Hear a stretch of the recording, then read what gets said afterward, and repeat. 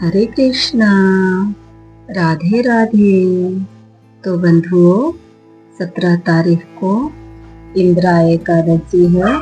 इसका उपवास 5:37 से प्रारंभ हो रहा है और इसका पारण यानी द्वादशी दिन गुरुवार को 5:38 से लेकर 9:42 तक होगा। बंधुओं, यह व्रत भगवान विष्णु की उपासना तथा पितरों के उद्धार के लिए किया जाता है। व्रत एवं दान का फल पितरों को समर्पित करने से वे मोक्ष प्राप्त कर वैकुंठ लोक को प्राप्त करते हैं।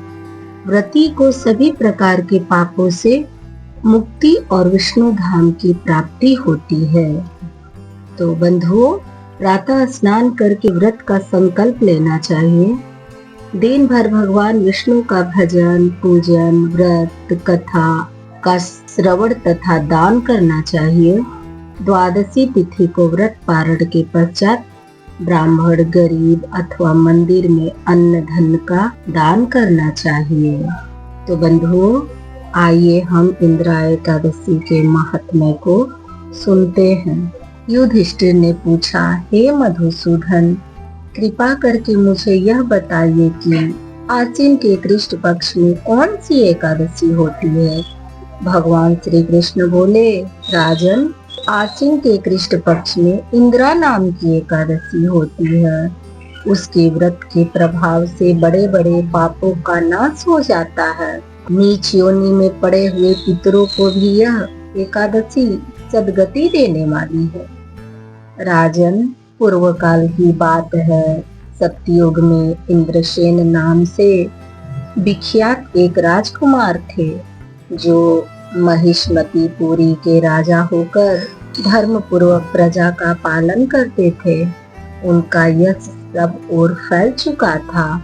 राजा इंद्रसेन भगवान विष्णु की भक्ति में तत्पर हो गोविंद के मोक्ष दायक नामों का जप करते हुए समय व्यतीत करते थे और विधि पूर्वक अध्यात्म तत्व के चिंतन में संलग्न रहते थे।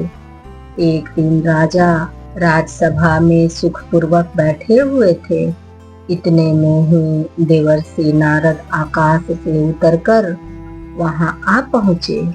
उन्हें आया हुआ देख राजा हाथ जोड़कर खड़े हो गए और विधि पूर्वक पूजन करके उन्हें आसन पर बिठाया। इसके बाद वे इस प्रकार बोले, मुनि श्रेष्ठ, आपकी कृपा से मेरी सर्वथा कुशल है। आज आपके दर्शन से मेरी संपूर्ण यज्ञ क्रियाएं सफल हो गई। देवर्षि, आपने आगमन का कारण बताकर मुझ पर कृपा करें। नारद जी ने कहा, नृपश्रेष्ठ, सुनो, मेरी बात तुम्हें आश्चर्य में डालने वाली है। मैं ब्रह्मलोक से यमलोक में गया था। वहां एक श्रेष्ठ आसन पर बैठा और यमराज ने भक्ति पूर्वक मेरी पूजा की। उस समय यमराज की सभा में मैंने तुम्हारे पिता को भी देखा था। वे व्रत भंग के दोष से वहां आए थे। राजन, उन्होंने तुमसे कहने के लिए एक संदेश दिया है, उसे सुनो। उन्होंने कहा है, बेटा, मुझे इंद्रा एकादशी के व्रत का पुण्य देकर स्वर्ग में भेजो। उनका यह संदेश लेकर मैं तुम्हारे पास आया हूँ। राजन, अपने पिता को स्वर्गलोक की प्राप्ति कराने के लिए इंद्रा एकादशी का व्रत करो। राजा ने कहा, भगवान, कृपा करके इंद्रा एकादशी का व्रत बताइए। किस पक्ष में, किस तिथि को और किस विधि से यह व्रत करना चाहिए। नारद जी ने कहा, राजेंद्र, सुनो, मैं तुम्हें इस व्रत की शुभ कारक विधि बतलाता हूँ। आश्विन मास के कृष्ण पक्ष में दशमी के उत्तम दिन को श्रद्धायुक्त चित्त से प्रातः स्नान करो। फिर मध्याह्न काल में स्नान करके एकाग्रचित हो एक समय भोजन करो तथा रात्रि में भूमि पर सो। रात्रि के अंत में निर्मल प्रभाव होने पर एकादशी के दिन दातुन करके मुंह धोवो। इसके बाद भक्ति भाव से निम्नांकित मंत्र पढ़ते हुए उपवास का नियम ग्रहण करो। अधिस्थित्वा निराहार सर्वभोग विवर्जित श्रोभोक्षे पुंडरीकाच शरणं मे भवाच्युत। कमल नयन भगवान नारायण, आज मैं सब भोगों से अलग हो निराहार रहकर कल भोजन करूंगा। अच्युत, आप मुझे शरण दे। इस प्रकार नियम करके मध्याह्न काल में पितरों की प्रसन्नता के लिए तालग्राम शिला के सम्मुख विधि पूर्वक श्राद्ध करो तथा दक्षिणा से ब्राह्मणों का सत्कार करके उन्हें भोजन कराओ।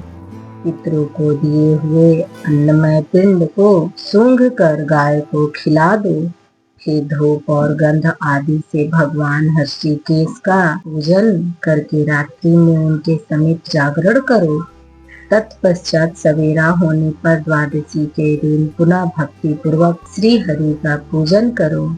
उसके बाद ब्राह्मणों को भोजन कराकर भाई बंधु नाती और पुत्र आदि के साथ स्वयं मौन होकर भोजन करो। राजन, इस विधि से आलस्य रहित होकर यह व्रत करो। इससे तुम्हारे पितर भगवान विष्णु के वैकुंठ धाम में चले जाएंगे। भगवान श्री कृष्ण कहते हैं, राजन, राजा इंद्रसेन से ऐसा कहकर देवर्षि नारद अंतर्ध्यान हो गए।